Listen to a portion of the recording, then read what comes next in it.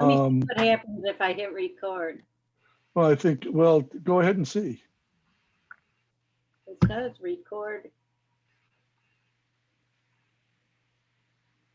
Oh, I see Big that. question. Yeah. It says The it's big recording. question-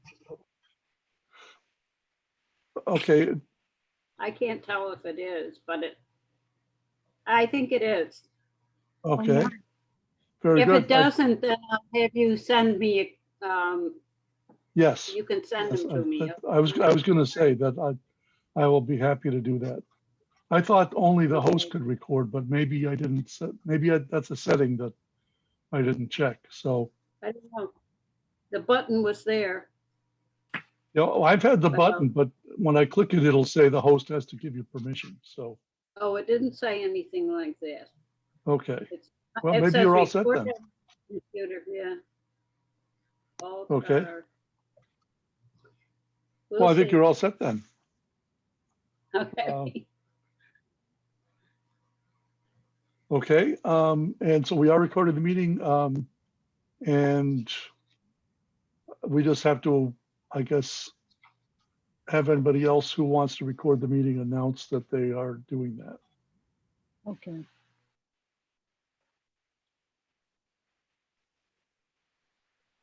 So anybody else can record the meeting? I frankly don't think that's possible. I think there's one recording and it's happening. Okay, Yeah, and I just When I, checked the when I setting. hit and the, when I hit the record, it says, please request recording permission from the meeting host. right, that's what I thought would happen. Well, Jane Yeah. may have special powers, I don't know. How about, are you, did you hit, you're the meeting host, right? Oh, no, I- mine says the same thing. Mine says You've got- ask Mike, the are you the host. meeting host? I'm the meeting host, and mine, it does look like it's recording, Okay.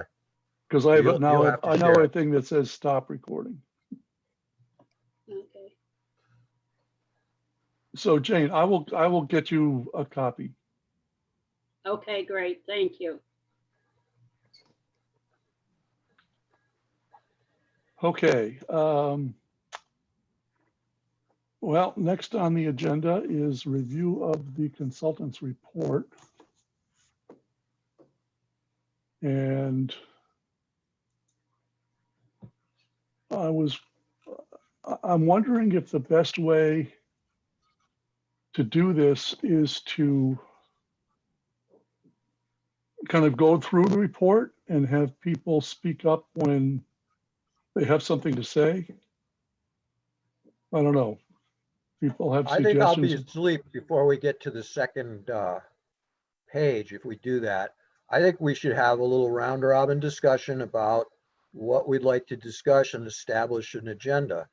One of the things I'd like to discuss is the lack of cost savings. Okay, Well, Uh, could I make a suggestion? sure. The, I mean, that's definitely a major thing that has to be talked about. One of the things is I've got to, set something up with Steve Hinman and get him information and, the subcommittees were going through the report and getting information. So the way you first proposed this, I mean, we don't have to read the entire report together, but you've already read it. So if you were to go through, say, anything on pages 1 to 5, the idea is if you highlight it in yellow, you could make the comment and later you can listen real quick, hear what it is. You can go back to it, Mike, and put the comment in around that. So when the consultants get this, and that's the way, Greg and I gave them feedback. We just highlighted it.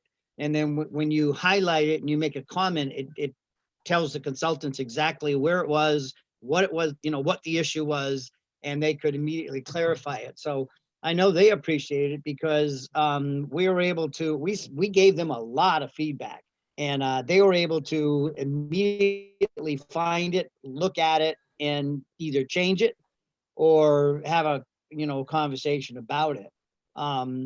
So we're looking for sooner than later to be able to give them, our edits and our clarifications regarding the report, and then that would that's going to be followed by, an essential question, which in comment area, which David just brought up about, okay, we've given you the feedback about the global part of the report. Now let's dive into a particular meaningful, a meat matter or whatever of the report, which is, we didn't get the cost savings we were looking for, or what would be the point, or however we want to take that. But they're going to be looking for, let's clean it up and get people to understand any clarifications in the report as a first step. And the education subcommittee, I hope, is doing the same thing. And then I can get that all, or Greg will get that all to Steve Hyman, and then he can go through it. And then when we have our joint meeting, we have a kind of a laser focus of, okay, we're cleaning up, clarifying, and justifying, or whatever, he's doing on the report itself. So many things are going to follow after this that are substantive regarding the results of the report. Unless you want to flip that, but before we Okay, want to have a well, meeting let's- with Steve Hyman. I do have a few concerns about the report that I'd like Okay. clarification on. Okay. Can Lynn, you bring comment? us to the page? Well, hang on a sec, Alan. I want to hear from Lynn. Oh, you want to, I have some. I just, I kind mean, David suggested that we kind of have a round robin sharing thoughts Yeah. first. And he had a thought, Alan had some thoughts, Jane has said that she's got some things she wants to talk about. And just wondering if you have something that you want to pipe in at this point. Well, it's in kind of in response to what some of the other folks are seeing. It sounds like there's not great cost savings, but what it sounds like is that we can have, how do you say, more benefit in terms of expanded courses and so forth. It almost sounds like this is a way to bail out another school system. So we should, talk about the pluses and minuses of that. Okay, He's got he spread out, he presented the 4 scenarios. And then the big concern would be about the hold harmless issues, which are completely Right. unknown, I think, to us right now. okay. No, it's Um, just wh- basically an observation. I didn't go through it, for typos and things like that, because I kind of thought that it was generally reasonably okay. Most of it read reasonably clearly. So I'll leave that part of it to the folks who've done that. Okay. Well, my thoughts are that we've got essentially 3 areas of questions. One of which is specific questions about individual items in the report that maybe aren't clear, or we want to know where they came from, or maybe we disagree with what's being presented. The second area is, generally speaking, the assumptions behind the report. And when I was reading this report, I noticed that it wasn't simply a presentation of data. There were several assumptions that seemed to underlie it. And I think it's worth talking about what we think those are, and then maybe whether we agree with them or whether we'd like to consider other assumptions. And then the third thing is, generally speaking, what the report is telling us and how we want to react to that. And then going back from that, I think that third area is something that we don't necessarily need the consultants for. That's for basically the whole board at some point to be deciding what to do with. And that's not something, we're not asking the consultants to write the report of what we think. We're asking, the consultants were asked to produce a report laying out some scenarios. And it seems to me the purpose of our meeting today is, number one, to try as much as we can to make sure that we are helping them achieve that goal, whether or not we agree with what they're saying. And I would put David's comment that he doesn't see a lot of cost savings. I agree. I don't see a lot of cost savings either. But if that's what they're presenting us, then to me, I don't think we're asking them, or will be wanting to ask them, to change the report to show cost savings. David, do you have a different opinion on that? No, I don't. I agree with you. I agree with you on the fact that, you know, that this was predicated by some assumptions. And I think it was the sponsoring superintendent that kind of baked in we're looking for more robust course offerings, and we're looking for an end to the death by 1,000 cuts. It's, as I said at a previous meeting, it's the same thing that happened at Warwick. It was all about the cost savings until it got close to closing the school, and then it was about reallocating the money. It wasn't about getting any cost Right. savings. Right. Okay. And again, I think that's a question that we don't necessarily, I mean, I'll speak personally here. I'm not sure the consultants have much to offer us, maybe a little bit on the assumption side as to why they picked those assumptions. I tend to agree, but I do think, I mean, I do have some specific things. I tried to come up with a list of going through the report if I saw something that I wasn't sure, mostly where it came from, but I do have a list. Jane said that she's got a list. So I think I would like to start, if you know, if we can all stand it, to go through the report and at least get those things out, okay?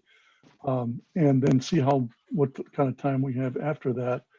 And I think the rest of those things are things that we can talk about with the full board, and actually should talk about with the full board.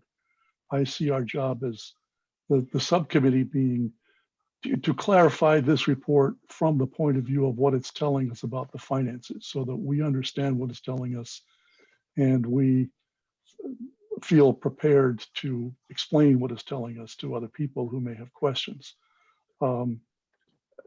Beyond that, I think that larger questions are fine for the subcommittee to discuss, but they also should be discussed by the full board anyway. So if we don't end up getting to them all, that's not a problem in my mind, because this full board should certainly be getting to them. So having said that, shall we start going through? Jane, how do you have your stuff arranged? Well, I have, I don't have that many. Okay. Because at some point I got thoroughly disgusted.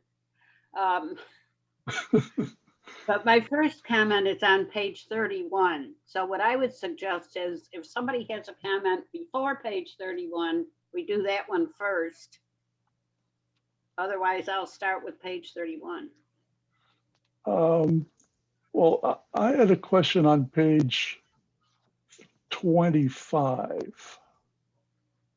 Okay. So maybe, and it's just a quick one.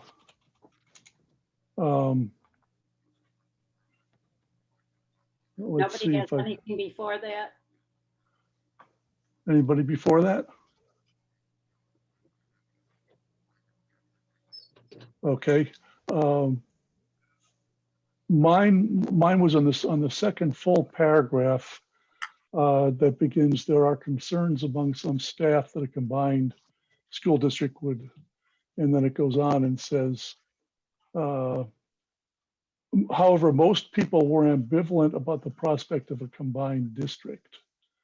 And what I'm wondering is that on the previous page, this paragraph shows up as part of a section that's labeled special education comments. And I was just wondering, I'd like to hear more from the consultants generally about when they talk about talking to people in the district, who do they talk to? How many people do they talk to? How representative do they feel that the comments they got were? And in this particular case, my question was, were people feeling ambivalent about just the SPED aspect of a combined district, or is this comment actually meant more generally? Because other places in the report, there are similar comments expressed. So anyway, that was my question. I thought the consultants might be able. No, one thing I thought they will be good for is to talk to us about their process. And this seemed like kind Those of are great. process. Yeah, those are great questions and great comments. I hope you've got them in your head where, I mean, for now, you could just highlight it and then the text of what you just said, put it on later so that the consultants can see exactly everything you just said is so critical, because that's true. You know, how many they hear from, who they hear it from, was it specific to special ed, was it generic? I mean, those are, I think a lot of people are looking for clarification on that, Mike. So that's a good one to highlight and put your comments so that they can see those ahead of time Okay, and prepare. okay, well, Jane will get it in the minutes, right? As soon as I get them from you and write them down. Sure. Yes, I'll tell you, I've when I had to do minutes, I looked at the recording and it was a huge help. Yeah. Okay. Anybody between 25 and 31, or is Jane next?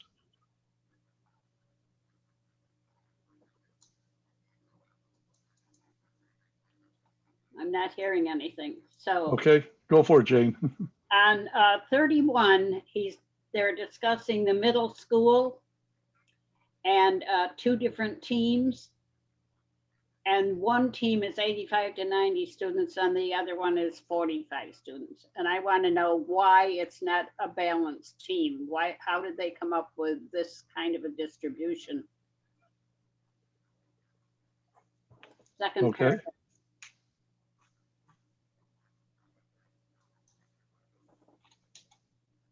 What's the sentence, Jane? It's under core academic program. It's in the second paragraph. Okay. Our team comprised of teachers for English, language arts, math, science, and social studies with a student caseload of approximately 85 to 90 students. The second team, also comprised of the same teachers, would have a caseload of approximately 45 students. And I just couldn't come up with a logic for that. Good question. So highlight it and we'll get that what the text of what you said in there so they can explain it.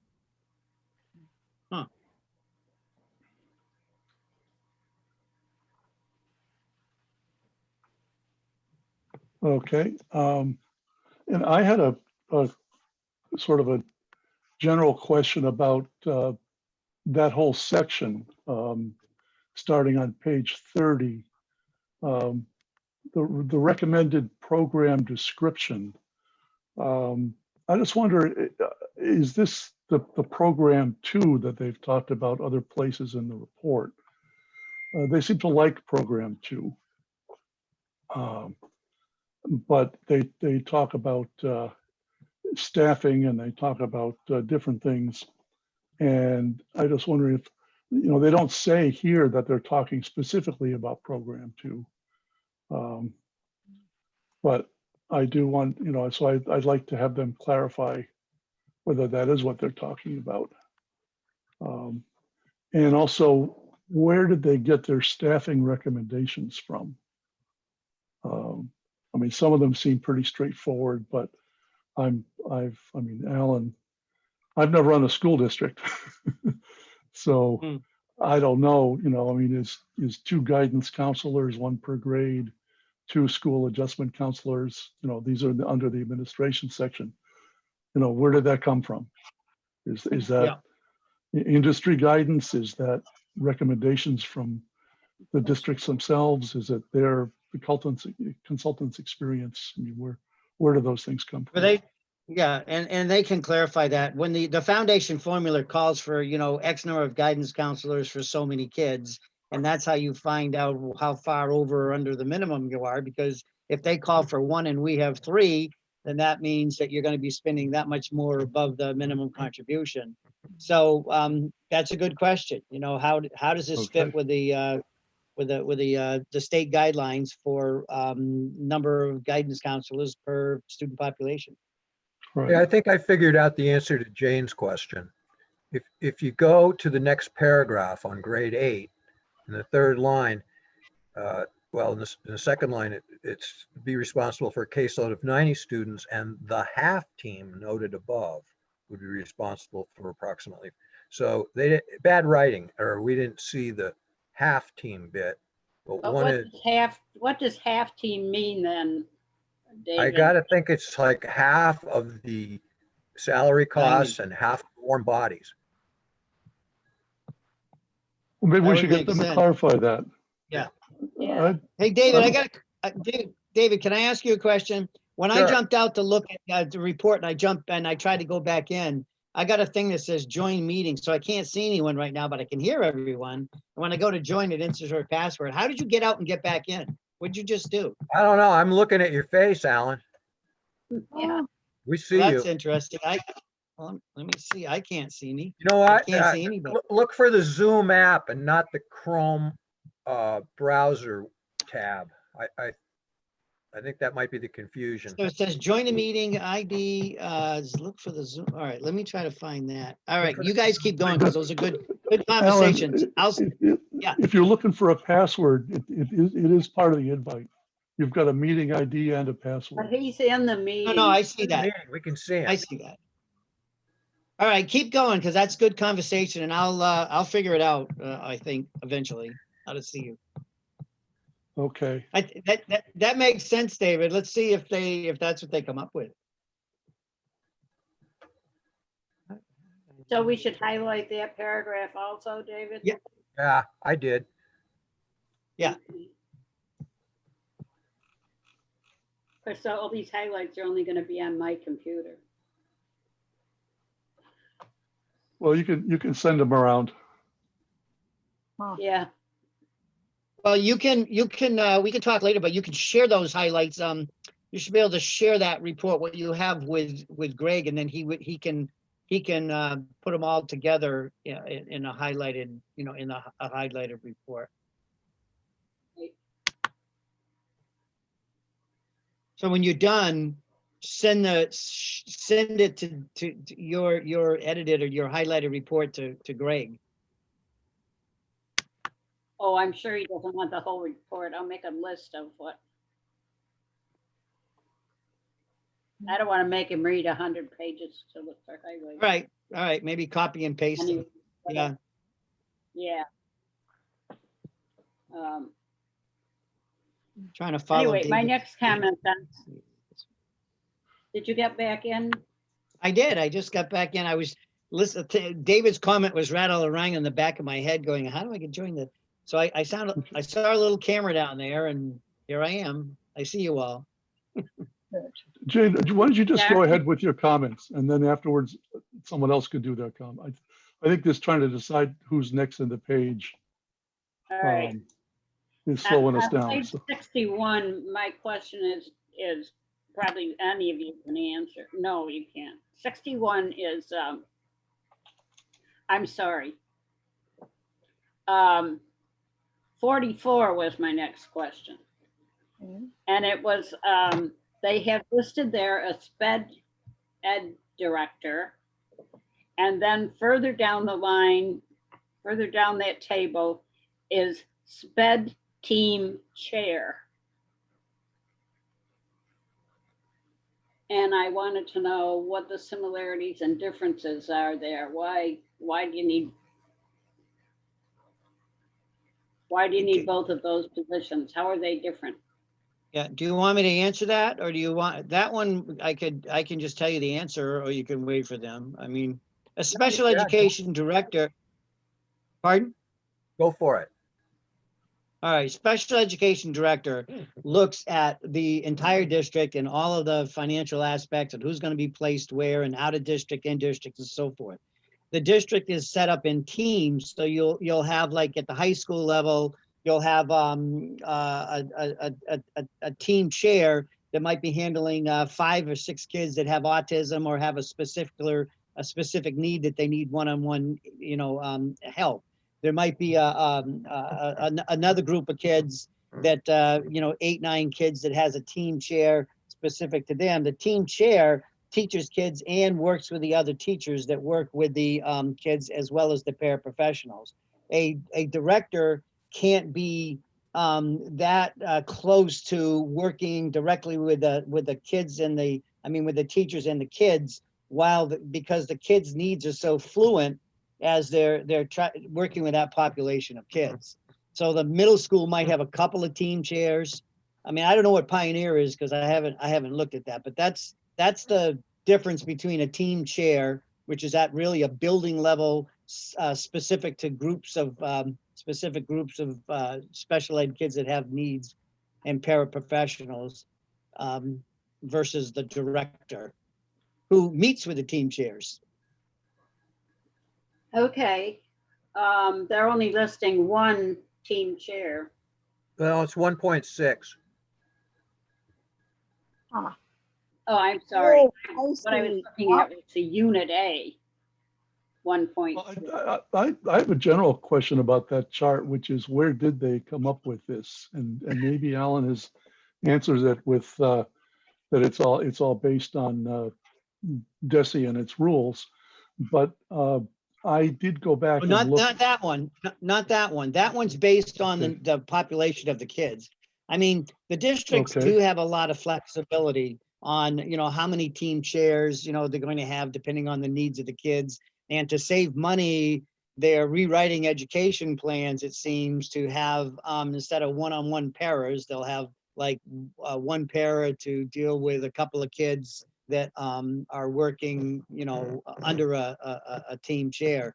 But that should be basically driven by the needs of the kids. I'm sure, though, as I mentioned earlier, DESI sort of has this formula. That's one of the flaws of the foundation formula. If you have a district with a high special education population, then that's fitting a square, a round peg into a square hole. Right. Okay. And so you're talking specifically. David, you're on the that- committee. Yeah, team chairs are specifically. Now, David, you're on the committee. You probably, is their population that they have a 1.6? Is that represents 2 people, and one of them is not really is sharing a position That's like Gil- a regular teacher in special ed? No, this is the, That's Gil Montague with the 1.6. no, I don't think that was either. I think that was what they were proposing was a, No, it's listed under Gil Montague, and then it's carried over to the combined central office. no, I think the 1.6, the 2, the 0.7 all relate to the combined central office. They're just, Gil Montague is what Gil Montague has. Pioneer is what Pioneer has. Central office is what the combined. So we go from a superintendent at Gil Montague at 150 and one at Pioneer at 127, and we get 168 in our new iteration. There's no change in the number of personnel, although there's really one fewer superintendent. But you get down to director of elementary communication. That blew it.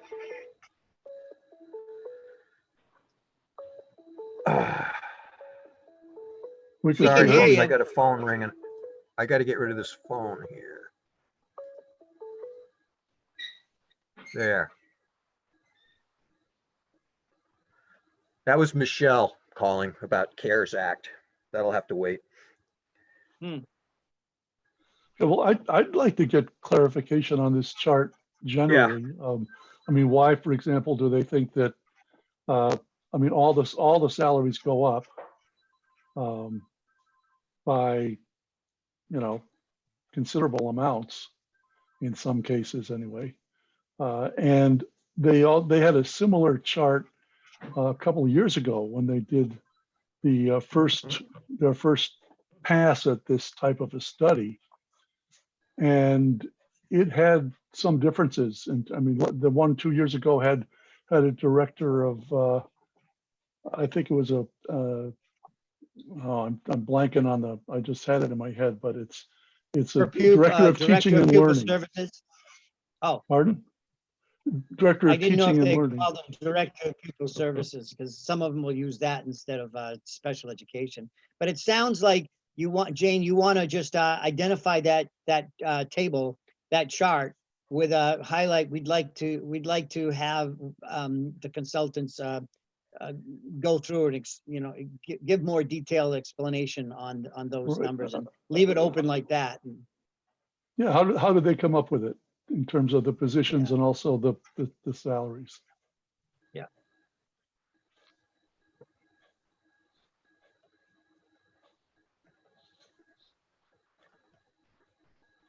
Okay, Okay,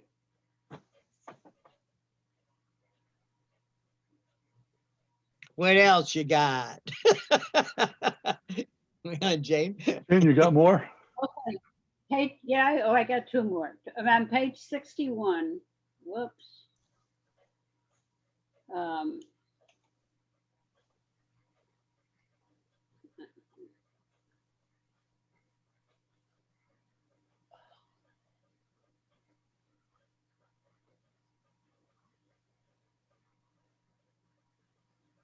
This is it. Yes, on page 61. There's a comment that Northfield appropriation of $10,000, but they did not comment on the Bernardston appropriation that we do every year for capital expenses. That's just me not wanting Bernardston left out, but That sounds good. We should not leave Bernardston out. Yeah. How much is it, Jane? Do you know off the top of your head? well, I didn't, for FY '21, it's a 5,000. Okay. I didn't look it up to Yeah, quote you. okay. It's always at least 5,000. Sometimes it's a lot higher than that. But we always appropriate the 5,000 in case something breaks down that nobody's looked at, and then we accumulate that. So like several years ago, when the pizza oven, the microwave oven in the kitchen went kaput, we had money enough to go out and buy a new pizza oven. So you do that through your appropriation for the elementary, right? For the capital Yeah. for the elementary. Okay. Right, and that's what the comment is here, that it's an appropriation for the Northfield Elementary.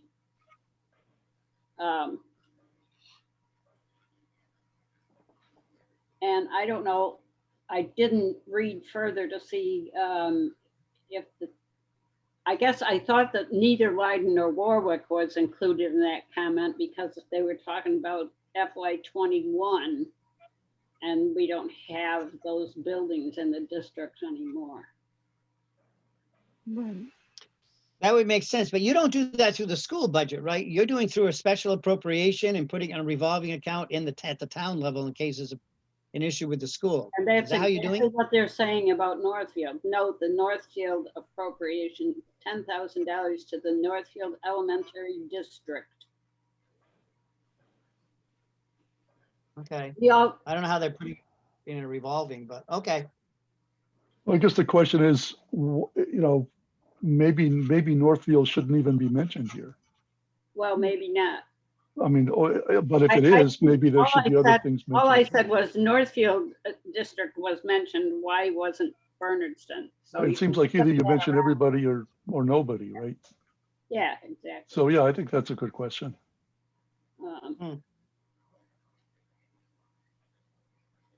I mean, the answer may be that this is irrelevant.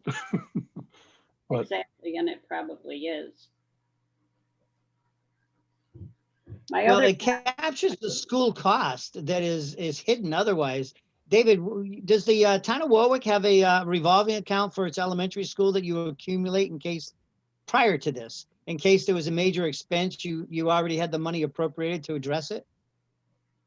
Technically, no, it's not, that's not a revolving account proper use, but we have a fund.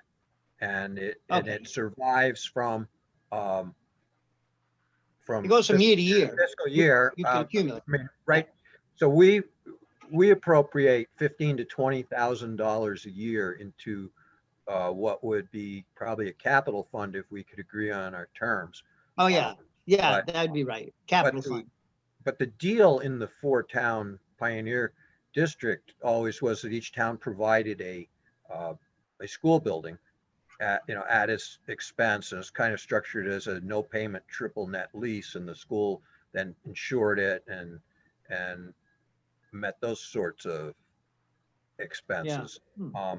And the closing of Leiden and Bernston make me wonder, at what point are Bernston and Northfield going to want to say to Warwick, hey, we want some help on our building, because we're paying 100% of our building, and Warwick is 11 or 12% of the population of Northfield's building.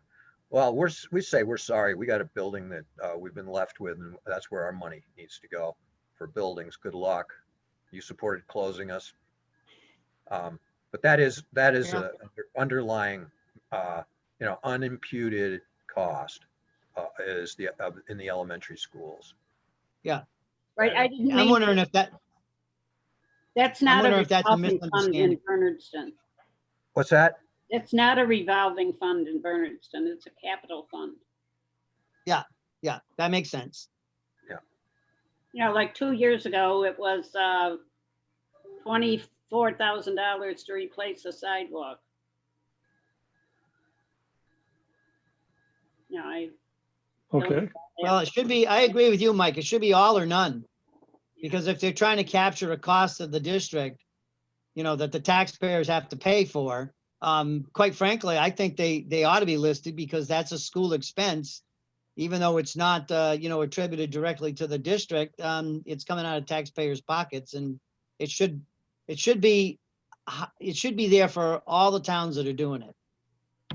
So, And That'd somehow be- there should be a notation that in the past, Leiden and Warwick were doing the same kind of contributions for their buildings.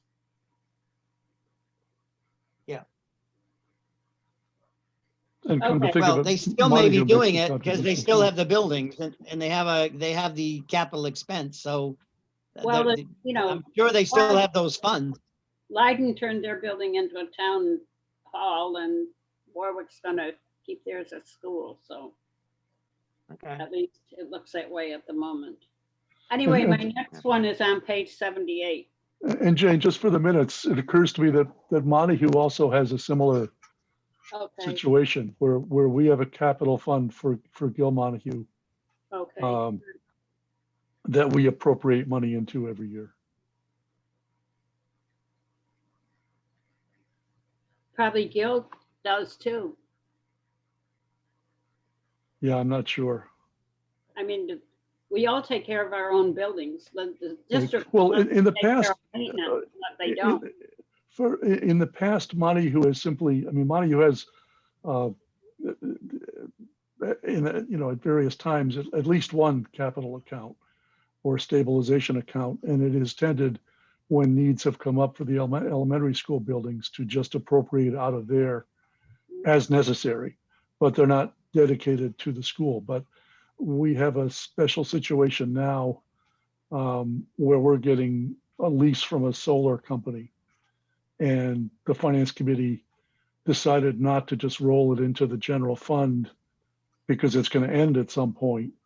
But we also have an agreement with Gil Montague to share any revenues we get with them. And so the upshot is that we are sharing a percentage of that with the district. And the district opted to say, we'll take part of it and put it away in this capital fund in case we need it someday. Ah, So it's kind of a long story, but it's, in the past, Montague's been pretty much, hey, if they're not asking for money right now, we don't worry about it. Then all of a sudden they do it and we say, oh Yeah. no, what do we do now? But that's, Yeah, the I'm not interesting defending thing- it. That's what we've done. Yeah, the interesting thing, this is always a debate because school districts don't do the maintenance. And so if they did the maintenance, because that's usually the first thing that gets cut when there's a problem, then if they did the maintenance, there wouldn't be a capital expense at the end of the day. So there's always this debate about what's a maintenance cost and what or deferred maintenance cost and what's a capital improvement cost. And that goes on everywhere. I don't know how Pioneer and the various communities, but I'm sure somebody had to agree on, okay, this will be our threshold. The state has one, but it's not that realistic. So somewhere, and David probably knows, there's some threshold that they defined. We're going to call this a capital expense and we're going to call this a maintenance expense, because if you had stayed on top of it, it wouldn't have become a capital cost. So just a passing thought. Okay. So Jane, what's next? Page 78. Near the bottom of the chart. There is a listing for, let's see, I'm sorry, I lost it here. Capital debt. It's about 5 or 6 lines from the bottom of that chart. Capital debt for Gill and for Montague. And it occurs to me that Pioneer has a 10-year loan. We're into the 2nd year of it. And that loan payment should be listed separately. It shouldn't just fall into operating expense. And that's where it is now if it's not listed separately.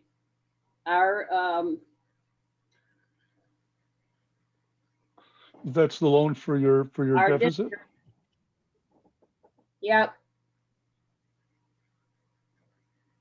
Okay. I think they're going to call that an operating expense, but that's a good question.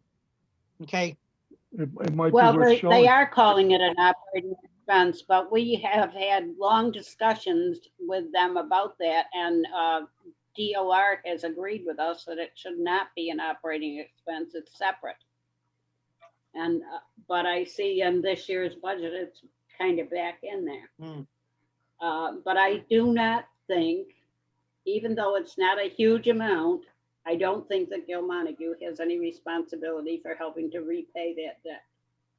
Well, and by the same token, it occurs to me Gil Montague has the payments they're making for the Medicaid overpayment. That maybe falls into the same category. I bet they're doing that out of the operating budget. And maybe it should be broken out. Maybe from the point of view of us looking at the finances, it makes sense to say that a payment like that, it's not paying teachers, it's not buying supplies, it's not paying for utilities, it's going to pay off. It's similar to a long-term debt. Yeah. So get some free advice. That's a good point. Bring it up, highlight it or whatever, and ask that question so they can do the research with the department, with DESE and the Department of Revenue and so forth. Ask the question, where does this belong? Because in this chart you have it here. Couldn't it be, should it be a capital expense rather than, ask the question, Jane, and let them do some homework for us. There you Independent deal, and that way it'll solve your question too about the overpayment or, regarding Medicare or Medicaid, whatever, Medicare, I guess, whatever it was that they were doing. Yeah, have them give you an answer. They may wish they That's did. the end of my list. Yeah, they may wish they didn't put it in. Well, they may wish they never started working with us. I get the impression they thought this was going to be easier than it turned out to be, but hey, we're paying them 50 grand. Well, technically, they're done. We've paid them. They're done, right? Well, we haven't accepted the report yet. Well, we don't have For to. the but process of deciding whether we want to. They were gentlemen, and they realized that, with the pandemic and everything going on, they weren't going away. They also know that, if we go forward or we start reaching out to look at something a little more robust in its composition, that they won't hesitate on putting in another quote to continue that work. They seem to have found their niche and are beginning to have these conversations with other districts. So that being said, it'll get out to legislators and other folks saying, you know, people have been really looking at this more seriously. It's probably should happen. We're looking at it. The Berkshires are looking at it. If we do put out something to corral more interested parties, it's gonna, you know, start getting some momentum and attention. So. But Jane, I thought you were gonna have like 10, 15 pages. That's only like 6 No. pages. Well, right. As I said, I got just so far into this report and I got so disgusted that I quit writing down questions, and that was not the right attitude, but I'm sorry that was the one I had. Well, you have time to go back. It's kind of like I ran into what David ran into. Okay, we just looked at a chart that said we would save $395,000.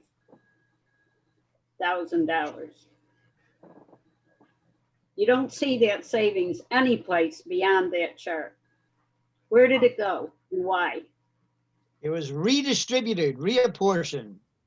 Right. It's a typical That's- school district response. Don't get me onto that. That's a question we're going to talk about more at a later time. Yeah. I think. Well, it's a David good- was right on. They started to sell it like all the cost savings, and people thought, oh, good, they're going to start, you know, actually trying to pare back. And then it was, no, there's no savings. So, Okay, so Lynn, you said you don't have anything? Not in that kind of detail, that's for sure. Okay. David? Just a general sense that comes from being good at anything, it's politics. And it's just so easy to kill an affirmative proposal and, you know, be negative and be against something that, to me, this small combination, it would just be too much turmoil and for the benefit and outcome. Okay. Which is not something the consultants can change necessarily. No, but it's No, something. they could widen their conclusions to look to a wider combination. I mean, one of the other things that having been maybe aware of regional schools for 40 years of my life, and not the 70-year-old beginning, to me, the regional school was in the toolbox to try and achieve economies of scale. And it was represented in this report that the genesis of regional schools was baby boom and lack of space, of capacity at the larger towns who had the high school. So Warwick's kids used to go to Orange High School before Pioneer.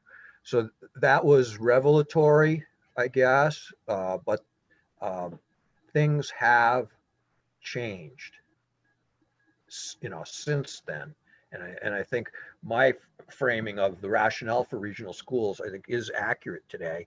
And I'm not sure that it should be the only thing in the toolbox, but part of my support for a much larger district, which comes in the face of seriously reduced sense of political linkage by small member towns.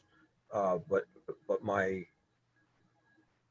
reason for supporting it is it will position us to take advantage of the changes that are happening right now. All of my ideas about using connectivity and having one teacher teaching calculus AP to a number of campuses. Oh, our schedules don't. Well, God damn it, they could if we were under one district, and we could really achieve the goal of having a broader offering if we had Mohawk, Pioneer, Mahar, Frontier, all in a district together, all running the same schedule and sharing staff.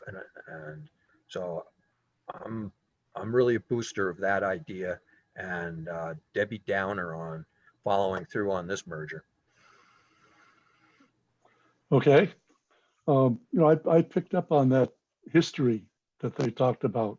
Yeah. And actually, I had a thought myself, which was wondering whether it made sense to try to go back to something like that, where you're not talking about necessarily a district, in the same way that Vernon sends its kids to Pioneer, and it's not like they help run the district; they just tuition their kids into Pioneer. Irving tuitions kids into Gilmontague. Would it make sense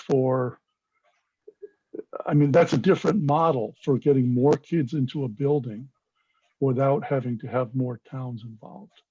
And again, that's not a question that the consultants necessarily, although I was thinking I might ask them in the larger meeting when we meet with them, whether there's any downside that they can think of to considering that as an alternative. There are districts that are that big all over this country, and they have existed for decades. And they're producing excellent adults, well-educated.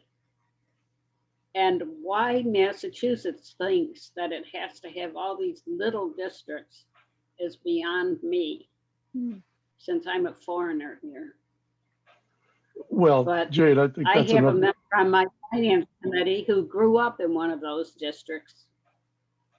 And I've looked them up on the internet and found many districts in different states across this country that would be the size that David was just talking about. One superintendent, 4 high schools, 6 middle schools, 10 or 12 elementary schools. We're just not sensible sometimes. We like to brag about being the education state, but we could do better with our education dollars. I'll get off my soapbox. Okay. Yeah, it'll be an important culture change. I think, I don't know what it was like out west and stuff when they, you have 150,000 kids in a district. We shoot ourselves in the foot that every community wants to have, the autonomy and their own control and the Yankee attitude of, we're going to be in charge of, we're going to have our own city hall and town mayor. I mean, when you look at this, think how much the taxpayers could save if you looked at this globally and said, why does every town have to have, a ladder truck or why can't you have one police chief for 5 towns? And then you have your captains anyways. So the first one on the scene takes charge until the police chief gets there. So this is more than, if you're going to go that route, it's more than just a school system. People's got to start looking at sharing the top positions for police chief, fire chiefs, and public safety and so forth. Well, There's in question. those situations, we see exactly what we saw in this model, which is always rounding up to, so you take 5 towns and say, what's the police chief get? Well, we can't pay the one that's going to be chief of all 5 towns what he was getting. So we increase our expenses to become more efficient at every turn. Right. And so some of I was very much in thinking, as you just described, before I came to work as town coordinator, quite frankly, it seemed to me that the New England small towns were insanity and that they needed to yoke up into some kind of more rational organization. Over time, I'm one of the ways that a little town like Warwick gets by is our health agent makes nothing, So do we want to become part of FERCog's shared health agents and start paying professional wages, even if they're reasonable professional wages? So for some small communities, they're still enjoying the cost savings of lack of professionalism and lots of volunteerism So far, so far. so far. Okay, well, I tell you what, why don't I go through on my list and then we can see what else we want to talk about. On page 59, let's see.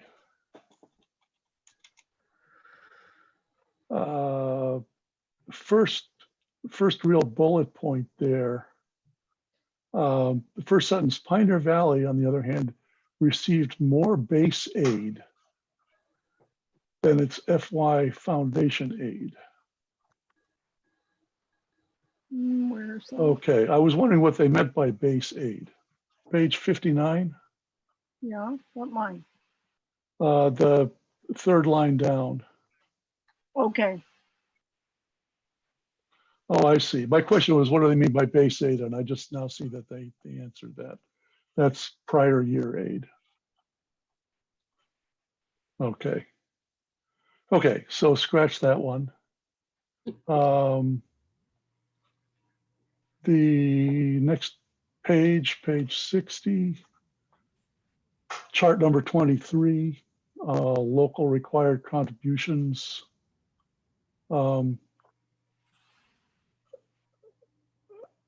I'm not sure what this is telling us because it says Gil Montague and Pioneer Valley FY21 local required contributions, but that's not what it is. What it is the entire required local contributions for each of the member towns in those districts. And those local contributions are split between Gil Montague or Pioneer and Franklin County Tech. Mhm. And that split is significant in terms of how things end up on both sides, because the towns don't all send the same proportion of their kids to Franklin County Tech. So I'm not, if we're talking about Gil Montague and Pioneer, I'm not sure why those numbers are relevant. I just don't know what that's supposed to be telling me. Okay. Feels like a vestige of the Hart report, quite frankly. Yeah, I mean, I think maybe what they're saying is that all the towns are near their target, which I guess is interesting. It's true of most towns in the state, I think. But I'm just not sure its relevance to us in trying to. I think the evaluate. relevance to us is that Leiden has reached that 82.5% plateau Yeah. where they're the last sentence in the paragraph below the chart. Thus, Leiden's required local contribution is based on 82.5% of foundation, which is the maximum the town would pay. And I think all this other stuff is leading up to their explanation of that. That was my, Okay. But again, that foundation for Leiden includes any kids they have going to Franklin County Tech.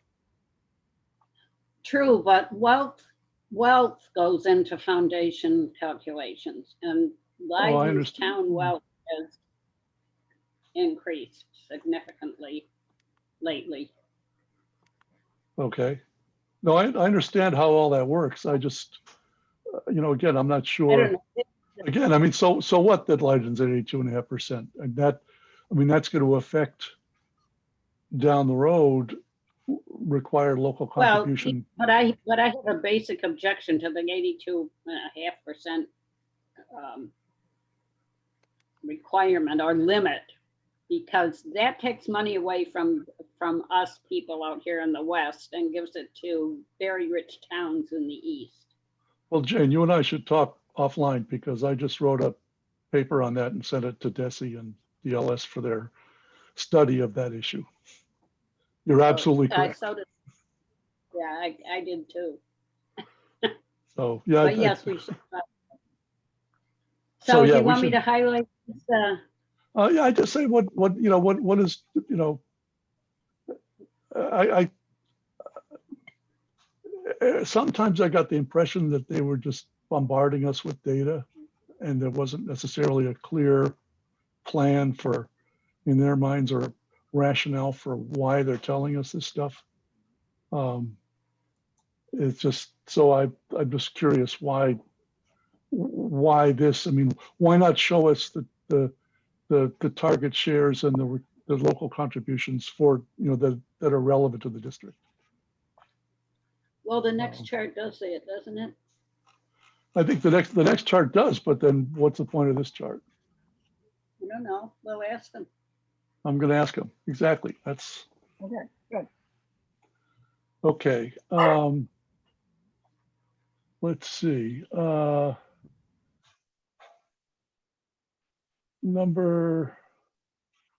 Page 69, tuition agreement students. I'd like to know where they got this data from in chart number 35. It didn't seem, I didn't see it in any of the appendices. And I'm guessing they may have gotten it from each school district. I don't know if Desi keeps track of this or not. But I Yeah, thought I'd ask him. so ask, what's the source? Yeah, what's the source document for this information? It's a good question. Right. Let's see, page 71. Down at the bottom, they say that hold harmless. Let's see, the question that was asked then was, would the state hold harmless the additional foundation aid? They're saying in their last report, the number was $207,000. Well, actually it was 204, but I'm not going to quibble about that. Today, that number is $440,000. Well, if you look on page 74, they've got a different number. They've got $535,000. And so I'm just wondering, are they talking about the same thing, or is one of those numbers wrong? Good point. So basically, it's a apparent discrepancy between the 440,000 on page 71 and the 535,000 on page 74. And then I think that somebody else mentioned this before, maybe Alan, that question, they mentioned it several times in this report as to, would the state continue? I mean, basically the situation is that Pioneer is still getting hold harmless aid. Gilmontague is not, and is not expected to in the future. But if you combine the two regions, essentially the amount that Gilmontague is getting from regular foundation aid would kind of swallow up the hold harmless ability, or whatever the word is, of Pioneer, so that one would cancel the other out. And that's what they're saying. They're saying that that number is 440,000 or maybe 535,000, some number of hundreds of thousands of dollars. And the question is, would the state be willing to keep on giving that extra amount of money to a combined district? And my question for them is, they keep saying that question was raised back then and it is still raised now. Did they ever pose that to Desi, and did they ever get an answer? And how would an answer come? And I've got a theory about that, which is that nobody knows until it actually gets tried. But Nobody's I'd like to gonna hear, answer. they The do state's keep not gonna mentioning it. answer it. Right. Pardon? The state's not going to answer that until after the fact. Well, I So they've think been they're asked probably that right. question. Yeah, they've been asked that question numerous times in numerous forums, and specifically germane to our situation. And you're right, there's no answer that comes forward. It's Right. almost like, well, we'd have to go to, the legislators and they'll have to vote and, be special circumstances. So no one's in a position to answer yes or no. So it's just Right. no answer. But the report doesn't say, the answer is that they'd have to go to the legislature and the legislature would Right, have to right. decide to do it. So there'd have to be a lobbying effort if people wanted that. They just say, well, we raised the question. We raised the question. It's a question. We Right. raised, Well, maybe the question, Mike, should be, how would we go about petitioning the state or whatever the process is to be held harmless if the aid was held harmless. I believe both numbers are actually right, but they're for different purposes. So I think they're going to get the 440,000 is what they will actually Well, get. But what we really want is what the teachers have. Their salary cannot be decreased by a combination of the districts. No teacher's Right. salary can be decreased. We don't want anybody's aid to be decreased for the same reason. right, but what has to, We just- they were considered, help me with the term, David, I've been out of this for a while. They were not, were they they were like under foundation or something. And so they just fell out of that. So their population changed and they were no longer like this. who are you talking needing- about? I'm talking about Montague. So it's because the new, So they got this additional amount of money. And if we regionalize and you had a combination population, they then fall back to where they were before. And then it's driven by the foundation formula. So Right, they the whole- want the to, whole- they want to be something they're not with a combined population. They want to pretend that they have that population still, and therefore they're entitled to this I think additional aid. it's more the opposite, that Pioneer wants to keep on getting extra aid, even though the combined district. no, you would lose, what was the name of that? David, what's the name of that legislation that Student Opportunity Act. Student Opportunity Act, thank you. That's what allowed Gil Montague to become better subsidized by the state. But it had to do with their population composition for It had to Right. do with the. Well, it also Yeah. had to do with the fact that they have not been losing students as Yeah. quickly as they were in the past.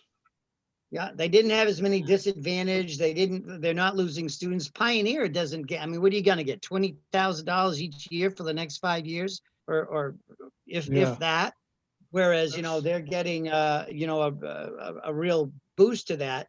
But it's the Student Opportunity Act that as when they put that into place and they looked at the population, not the population, but the Demographic. yeah, the criteria for disadvantaged and so forth of students, they then became more entitled to more aid. Right, and if the two districts are combined, then the student numbers don't come up to Right, that. right. qualification. they lose that status and they Well, fall I'm not back sure to where that's- they were. Alan, I'm not sure that's quite, I mean, I think that the extra aid still comes for those kids. The problem is that the overall foundation budget, I mean, as I say, right now, Pioneer has a foundation budget and that implies a certain amount of aid, but they get more aid because of hold harmless. Gilmonte has a foundation budget that actually gives them additional aid, Yeah. which is the way, the hope for everybody in the formula, but it doesn't work out that way. Right. But if you combine the districts, the total number of students doesn't bring the foundation budget up to the point where the amount of aid that foundation budget implies would be bigger than, or at least the same as, the sum now of Pioneer and Gil-Montague. So I think it's not so much that the aid from the Student Opportunity Act is lost, it's just not enough to bring the combined district up to having an increase in total aid. Yeah. Unless the Can whole we have a commerce- clarification then? So identify this chart and ask and say, we have some clarifying questions regarding this. And then we'll get into the teeth of It seems what's that the underlying change that's driving That this. sounds, that Because sounds I'm good. not convinced yet. Pardon? Okay, it sounds Good. like creating a big disincentive. If I well, read, it could is. be. It could be, yeah. Um, which politically can be a real Donnybrook. Right. Well, I think this is definitely a larger conversation that we should have. Um, Well, Okay, coming full circle back to David's point, why would you disrupt the whole entire universe to just get less money well, for I one think community? David, Just get I less think it's a money. good question. I think it's a good question. But, and I don't, but, okay, going on to page 72, chart number 40. Again, question where this data came from. They meant, and you know, they mention on page 98, they talk about, let me get the exact wording here. It's the very end. They've been talking about all the information they provided, and they talk about their files too large to replicate or format. These files are referenced in the report and have been submitted to the Finance Subcommittee. And examples of this are the detailed 5-year forecast and 6-town region finance plan. Hmm. Those do not ring a bell with me. I don't see them in the appendices, and I don't find them anywhere else in all the stuff that I've been saving, which I could was be looking- just Yeah, me having I was missed. looking for that too, and I'm not sure I found it. So I think that's a question. You know, I'm guessing the answer to the question for chart 40 is that it's in one of those documents. But I wonder if we ever did get them, or maybe they, Well, ask the question. maybe Yeah. Greg got them, but you know, he's had a million things to do, and maybe they just never got distributed or something. But It's a good question. let's see, back to page 74. Okay, that's the whole harmless again.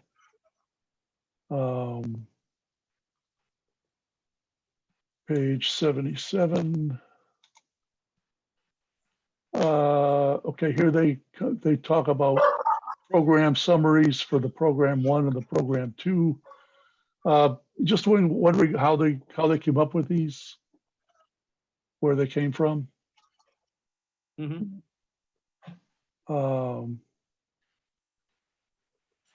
Let's see, page 70. I think page 78 is the same question. No, that's yeah.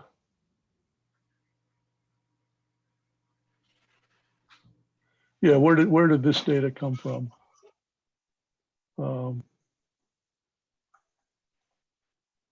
Let's see. Then 84 to 86, they talk about. They say the DESI website. Maybe this is the answer. But strengths and challenges of potential community concerns of combining districts. But they also talk about, I'm just wondering, is this stuff they got from our education subcommittee? Maybe Alan knows. I don't know. Talking about strengths and weaknesses. I mean, some of them look as if they came from people that have some experience. I'm looking at Pioneer and saying strong band fed by elementary band. I'm guessing that. I'm guessing that came from when they interviewed the administration, but that's a good question. You know, who did you ask for this information? I think it's going to be the administration. What page are you on? This is page 84 to 84. 86. Page 84 says summary of strengths from the Education Subcommittee of the Regional School District Planning Board, right at the top. Right, but does that mean that those are the people? I mean, are they? I mean, no offense for the Education Subcommittee, but they're not a very big group. I mean, Is that the only source for this information? I took it. That's what I thought it meant. I mean, Well, I I'd mean, ask the question because maybe it is, and this education subcommittee hasn't been able to get out and ask a larger body. I know they did, I believe they did have a Zoom meeting with Steve and so forth, but I also know that they asked the administration about, you know, programs, and so let's see what they say. okay. Page 91.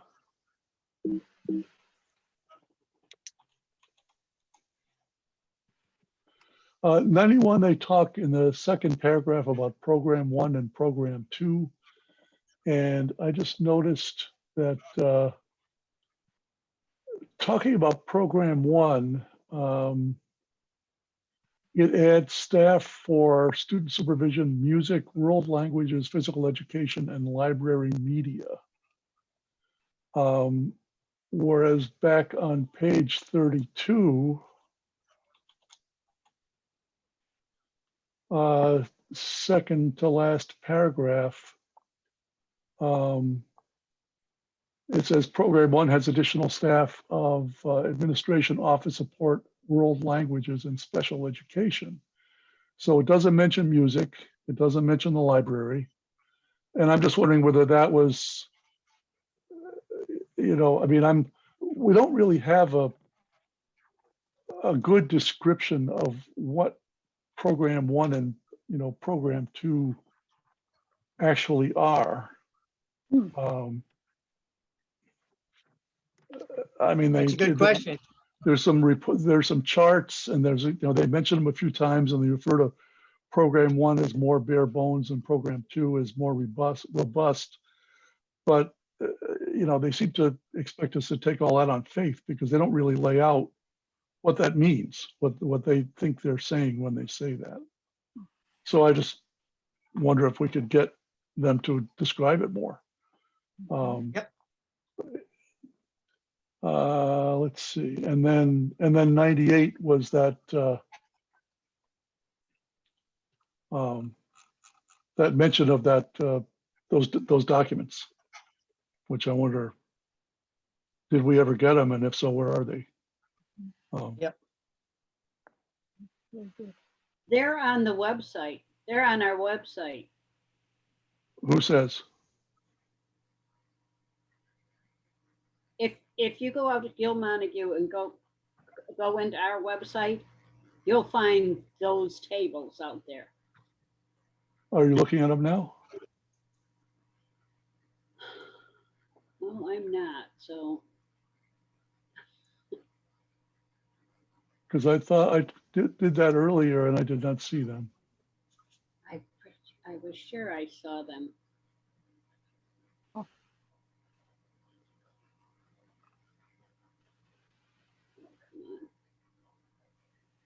Come on. Mike, what specific chart you looking for? You said chart 40?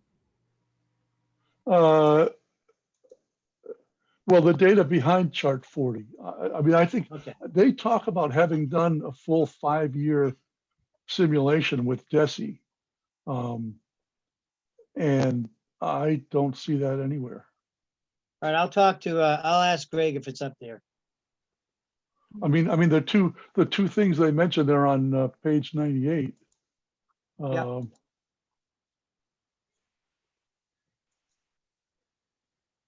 The documents to support.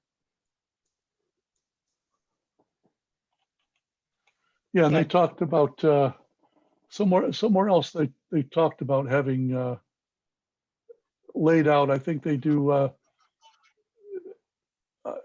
I noticed that in the appendices there are 5-year plans for. That's what I thought. That's what I thought that was referring to, which is appendices 10 for Gil Montague and 12 for Pioneer. It's not what we're talking about. Well, those are just one sheet each, and the 5-year plans I think are do nothing plans.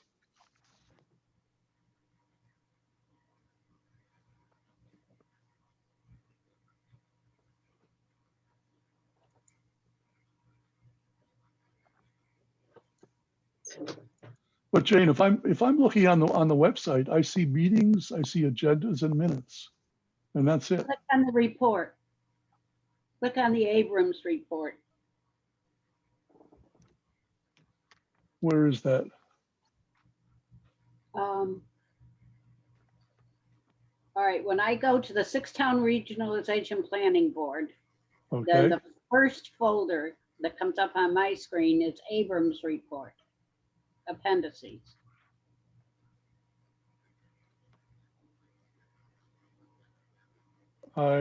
you're on the Gilmani website I am. under school committee.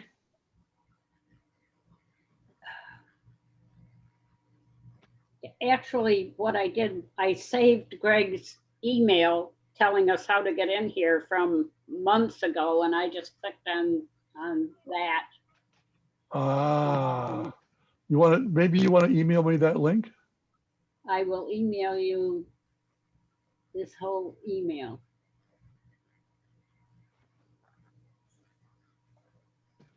Because I bet you're going to a different place. I don't think so.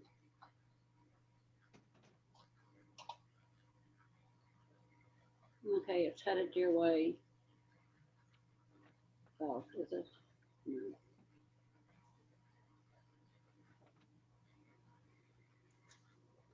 I sent it. Now sometime in the next month, you should get it. Okay, good. Well, thanks, Jane. Oh, here we go. Oh, good. And then it's a blue lettering, Six-Town Regionalization Planning Board. And I just point at that and click, and it brings me right over to what I told you. Oh, okay, that's the Google Drive. And that's got the 17 appendices, Yeah. okay? But I don't see I, Jesse's five-year simulation.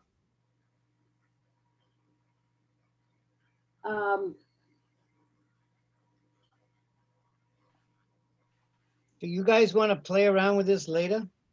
Yeah, yeah. We're boring you.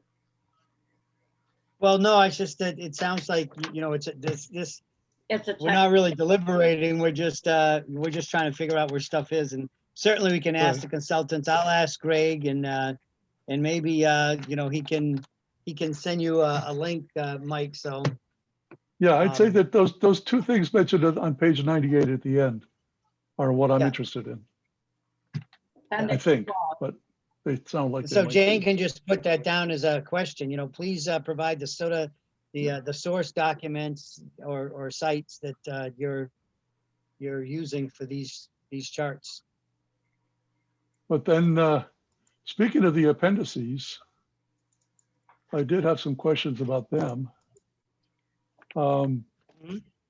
The numbers 10 and 11, the Gilmontague and Pioneer 5-year projections. I just wonder where the assumptions that they used came from. And I'm guessing that they came from the business managers at the districts, but I just like to confirm that with the consultants before we say goodbye to them. Good point.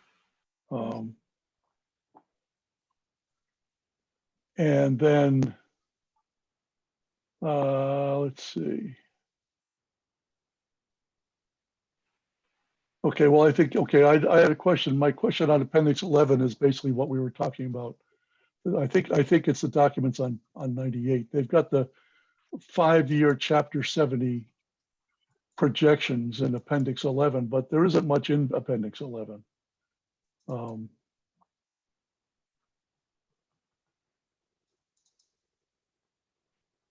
So I'm wondering where the underlying data is, and I suspect it may be in those documents.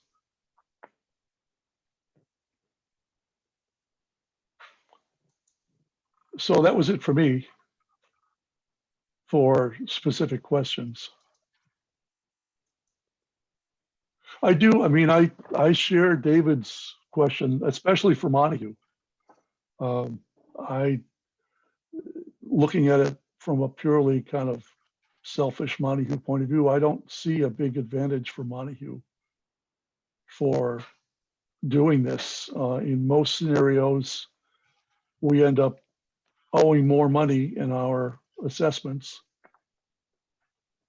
And we would end up with probably less control of the district. That's Um, good. So, I mean, I'm trying to keep, I mean, Alan is asking us to keep an open mind, and I am definitely trying to keep an open mind, but that's my initial reaction. I do think that the perception that there isn't much of a savings was clear when the first report was produced a couple of years ago. And it is true, as Alan said, that the then superintendent of Gilmontague looked at that and said, but maybe we could enhance our programming and maybe that would be worth it.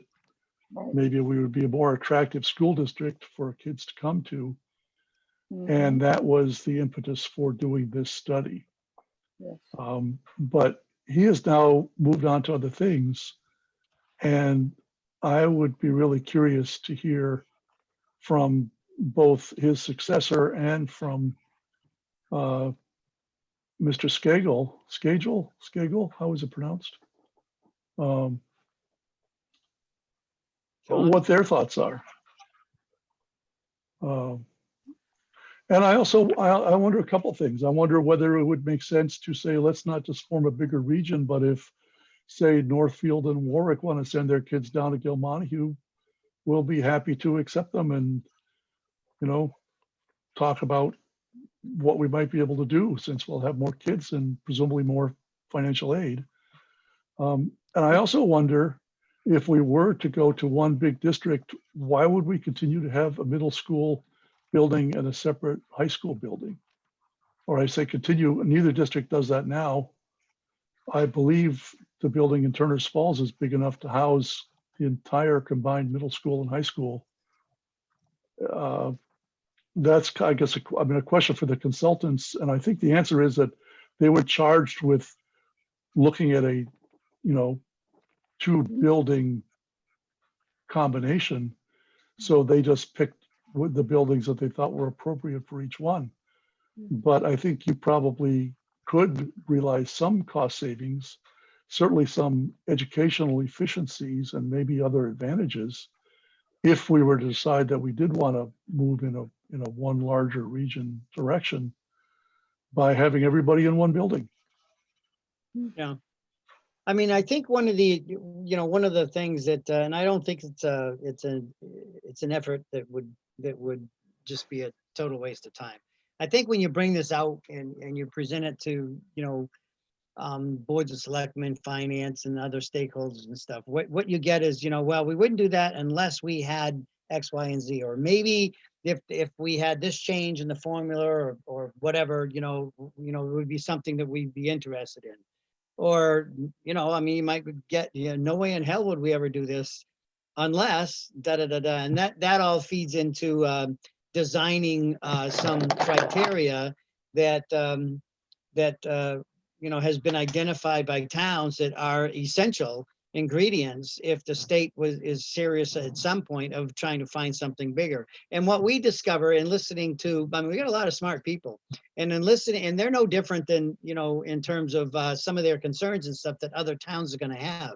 So if we can get in front of the curve by getting all this information particularly from the financial aspect as well as the educational, we pull that all together, then we've basically sort of laid a foundation of concerns that would have to be addressed that came from the constituents. And I'm sure people wouldn't just be critical and say, well, no, I like just in this meeting, several people brought up some pretty interesting ideas that could come out of, sharing this information and hearing the creative ideas that people may have. They may say, well, we're too small. We don't agree with this process. However, and they may come up with, I mean, I heard David come up, and you might come up with an interesting scenario of one superintendent or one district, and then have people come into, this one larger building. And so what will come out of that is things like, well, if we were to do that and we only tuitioned our kids in there, we can't expect the town that we're all tuitioning in to be paying for, some addition if there's overcrowding, or for, a new, we have another population that we didn't have before. It was only unique to these couple of communities. Now we have those going in. How would you structure? So you might have a subcommittee that comes out of, how do you structure a fair tuition amount for the communities that are coming in? So not everyone is on their own trying to negotiate something, and get the best deal. I know David's in the process. Oh, he had to sign off. So I think that a lot of good stuff will come out of sharing it. And that's what I mean when I say keep an open mind. You don't want to have a forum and say, geez, my opinion is, this isn't going to work. We're too small, but we'd like to hear from you.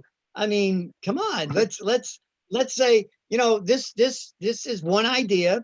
It could have possibilities. It might help in the programs. Is it worth the offset in terms of the finances and the programs? How much of a gain do we want to see in the financial part of it, on that side of the equation, that would be worth upsetting the universe as we redesign a new program of study? So that's what I'm hoping would come out of sharing this with all the constituents and the stakeholders, and gleaning all this information, so that, boy, you share that with communities that might have an interest. They might start looking and go, wow, we didn't even think about, we got to negotiate contracts. We've got to take a look at pay scales. We've got to, do we have to? Is it a state requirement that if you reform a new union that that you can't reduce people's salary? I think that's in the state law now. So, That's what they say in the changes would report. have to be made there? Yeah, what changes have to be made there? Maybe, could they dissolve all the district dissolve? So now they're no longer in existence, and now they're going to come back. I'm sure there are laws that said, well, if you rename the animal and it comes back similar, then you're going to have to, reconstitute those salaries and stuff. But maybe not, because if it comes back now as a different animal, they might say, well, maybe there's wiggle room in that law. So I think we're doing work that will benefit a whole bunch of other districts that will have similar questions, except we got the questions out there and people can begin from that vantage point. The Hadleys, the South Deerfields, or whoever, they can say, hey, we've had a group that studied this, they gleaned this, their parents aren't really that different from our parents, and their finances, or finance committees aren't really that different than, how we're thinking. So let's learn from what they learned from their constituents and go forward. I'm sorry. Yeah, but I think that makes a lot of sense. Yeah, But yeah. let me just toss one other thing in the mix here, which is that one of the underlying assumptions of this report, and they come out and state it a couple of times anyway, is that a bigger district is necessarily a better district. It can offer more programs. It can offer better programs. It's basically a better place to be. And I started wondering about that, because I know there are proponents of small schools who make the opposite case, that small schools can give more individualized attention, that you get lost in the crowd at a big place. It's certainly an argument or discussion or debate that goes on at the college level, where do you want to go to a small liberal arts college with 1,000 kids, or do you want to go to a state university with 50,000 kids? And the answer is that some people want to do one and some people want to do the other. No one size fits all. But the answer certainly is not that there's only one answer. And looking around, I was hoping, and I'd like to talk to Greg about this a little. Stony Burnham is grade 7 through 12. It has 150 kids. People decide to send their kids there and they pay to do it. Four Rivers Charter School is 7 to 12, and it has 220 kids. So those are both, I believe, smaller than at least Gilmontague. Certainly comparable size. And I don't know about Pioneer, but I bet the Stoneleigh Burnham is smaller than Pioneer. So why are we assuming that the districts can't be successful at the size that they are? And my hypothesis is that the answer is because they don't have enough money. Because the way the funding model works, they can't get enough money to be successful at that size. And what they're hearing from the state is, well, the only way that out of this mess is to get bigger. And maybe we should consider pushing back on the state and saying, no, that's not the only way. Another way is for you guys to recognize that small districts have to exist in this part of the state because we don't have a lot of people and we have them all spread out. And they are necessarily they're going to require a different funding model than your typical normal district over in the eastern part of the state. And you got to wake up to that and start providing funding for it. And I think some of that realization is starting to happen at the state level. I think our legislators are pushing it. And I think some people are starting to pay a little attention. And, maybe it's pie in the sky Pollyanna, but I'm just, I'm trying to keep an open mind even to the idea that getting a bigger regional district is going to, be a better experience for the kids. Yes, in theory, you could offer more courses, but no kid is going to take all the courses. So the question is, how do you give each kid the best experience for them? And there's a lot of small schools around that say this is what they do with their individualized attention. I'm not saying it, I believe that this is, a good idea, but is it work? How does it work? How can they do it? How can Stoneleigh Burnham get people to pay? I mean, it's not cheap to go to that school. Well, you have to look at the demographics of the student body at Stoneleigh Burnham. When you can't just compare the school without saying, okay, this is who's at that school. These are their backgrounds and their parents' wishes for their adult life, and compare that to the general public, because they are an elite group, however you want to define elite, just by being a specific group that is moved out of the public education. Same way with Four Rivers. They're a great school, and I think they have a very necessary place in our lives today. But they are a unique group. They're not the general public. And our districts have to educate the general public, for want of better terminology here. We take everyone. We can't be selective. We can't have what do they call it? Lottery to get in. We take everyone who comes. In fact, we insist that everyone come and be educated someplace. If they're not going to come into our doors, they have to be coming into some other door for their education. So to try to compare us to private schools or charter schools, I think it has some downfalls, and I wouldn't do that. I do agree that smaller schools can do wonderful things. But I think that if we're going to remain a smaller school, we have to take a better look at our curriculum. Someplace in this report, it mentions all of the course offerings that are available, but they're only available if enough students sign up for that course and if they can find a qualified teacher for that course. And if those two things don't happen, then that course isn't there. So it's fallacious to put it out there as being available. I don't, I have a lot of soapboxes and you're hitting all of them. Well, that's very well That's what said, these meetings Jane. are for.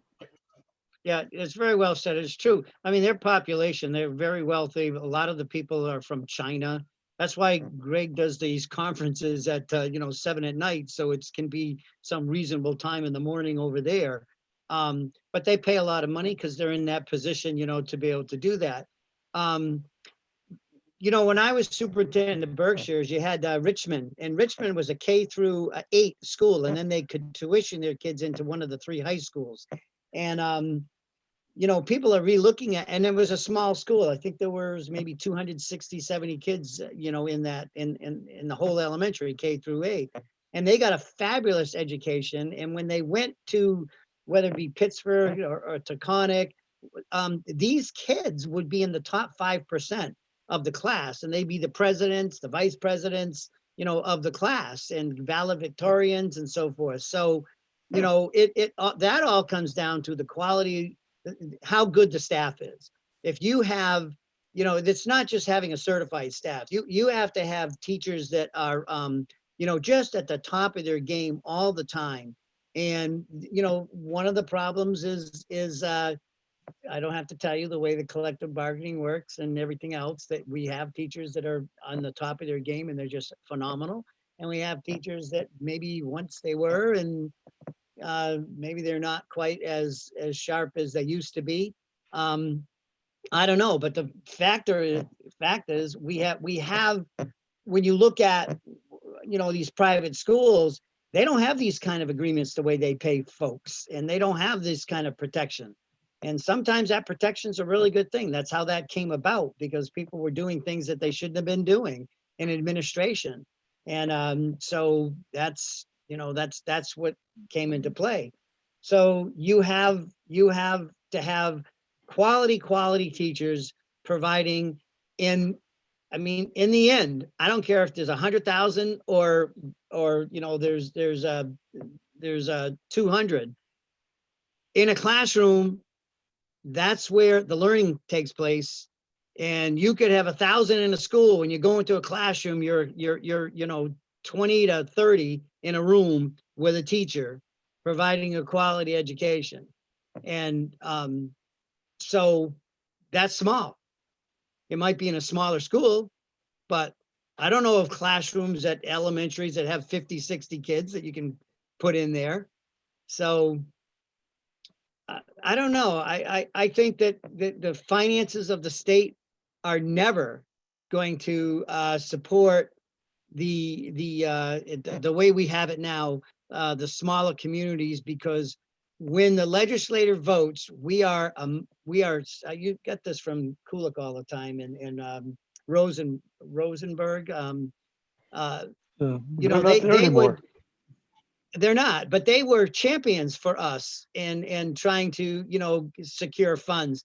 So when their colleagues far outnumber them that come from these larger districts, and they want to get reelected, and money that goes to us doesn't go to them. And so, they fought a really good fight, but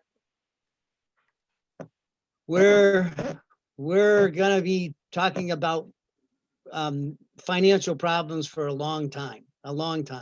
And I think the pandemic might force the issue of districts, in order to survive, coming together and say, okay, we're going to have to get rid of this need to be in control of every move and go to something bigger. If the goal is to provide a quality education to our kids, then we're going to have to, step up and reorganize and be willing to give up some of our autonomy for the greater good of the kids.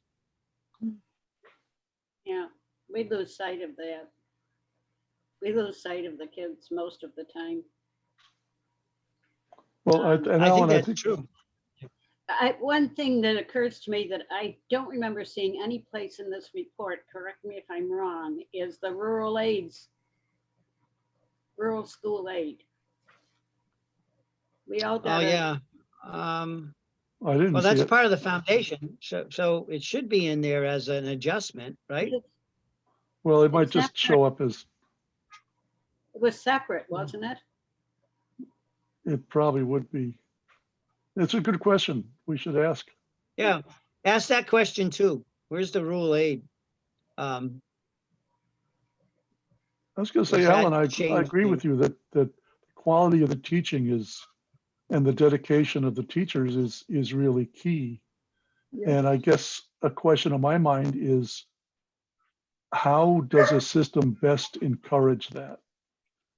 Because it's not clear to me. I mean, Jane, I hear what you're saying about the populations at the smaller schools, but I've read about small schools in cities where, you know, a dedicated teacher can make a big difference.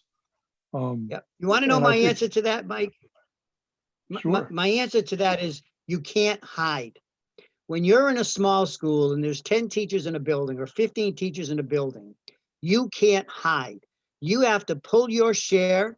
You have to be, you know, a collaborative. You have to be a professional. You have to be having those professional learning communities where you're sharing information about how you're getting your kids to learn something when I'm not doing as well at it. Talk to me about that so I can get better at what I'm doing. And so they sort of police themselves. You know, if someone's not cutting it, they hear it from their colleagues, they get in there, they try to support them, they try to help them. And if teaching is not what they're cut out to be, then they kind of come to that conclusion themselves. Do you 'cause think they that happens at see they're Pioneer? not- I don't think that happens in very many school systems. No. Well, but there you because- go. I mean, you're saying it happens in a small school, but Pioneer's a small school. I mean, Well, I there's don't- a reason for that. I guess it all depends on how strong, well, I don't want to, we're being recorded, so I need to be careful think- about. I think that when Alan's talking about small school, he's talking about the number of staff in the school. Correct. And so I would not classify Pioneer nor Gil Montague as a small school in that respect. I would classify a small school as one that had 25 or less faculty, and probably less. Yeah, and you can't hide. Well, the four of us can keep each other in line, but when the whole committee's together, we have a harder time keeping each other in line. That's true. That's simple. Yeah, that's, okay. it's simply stated and very right on point. I should have just had you talk first. I wouldn't have thought of it without you. Oh, Well, I'm gonna have to go pretty soon, Mike. You, Okay, what else Well, you have? we're coming up to 2 hours. Well, this is basically it. Hold on. Oh, the only thing I wanted to, does anybody, unless somebody wants to say something more on this topic? Hold on a second. I'm gonna zoom in. Um, Go ahead. I was wondering about the transportation report. I would like to meet with Lynn Bassett at some point and go over that report. And I guess my question is that something we should do as a subcommittee sometime? Or should we try to do it as, I think you had mentioned in one of your letters that we might do it as a full committee. So I just wanted to get your thoughts on that. Let me think about that some more, but I'm thinking maybe if 3 or 4 of us sat down with her, again, I'm one of these proponents that get into a room, you can have a bigger room and keep your social distance, but, or do it in a Zoom meeting, but, you know, try to have a small group of 3 or 4, you know, have a conversation about it and then get our questions answered and clarified. And then, you know, share that with a full committee. But I'll ask the full committee. Does everyone want to have a Zoom meeting, or do you want to sort of delegate some people that are interested in having a meeting specifically on that topic? And we'll see what they want to do. Fair enough? That sounds fine to me. That makes sense? I'm happy with the Zoom meeting. Okay. All right. I'm actually happy And with Jane, Zoom meetings. Jane, you want to be a part of that too, Jane? absolutely. Yeah. Okay, so the finance subcommittee is telling me you'd like to have at least a subcommittee meeting or participate if it's not going to be the full committee. Well, So, it is our charge to look at transportation. So my Yeah. approach would be that this committee is going to do this. Does anyone else want to join us? all right, that makes sense. Fair? That's the way I'll frame it. Agree. That sounds Okay. fine. That sounds good. Okay, good. Providing Mike can get get her to agree to meet with us. I'm cautiously optimistic. Okay. I've worked with Joanne. I mean, I've worked with Joanne for a while. I was part of the civic leaders group and worked with her on some other things. And I think Okay, the question will be whether she has time, but I'm thinking we should be able to find a time when we can do it. Are Yeah. we getting Joanne, or you talked about Lynn Bassett? Now, Lynn Bassett is from years ago. Did I say Lynn Bassett? I should not have. Oh, yeah, okay. we're talking Joanne Flyer. Joanne, Okay. definitely Joanne. Okay. No, so- Sorry, Lynn Reynolds, that was a senior moment. Oh. Yeah. So you all set? You want me to make a motion to adjourn? Sure. So Maeve, Second. Okay, all in favor? I. Aye. Aye. Thank you. Opposed? Nice job. Okay. Well, Nobody. thanks everybody for Nobody. Nice coming. job. And Jane, I will get you a link to the recording. Yeah. This Okay, great. Thank you.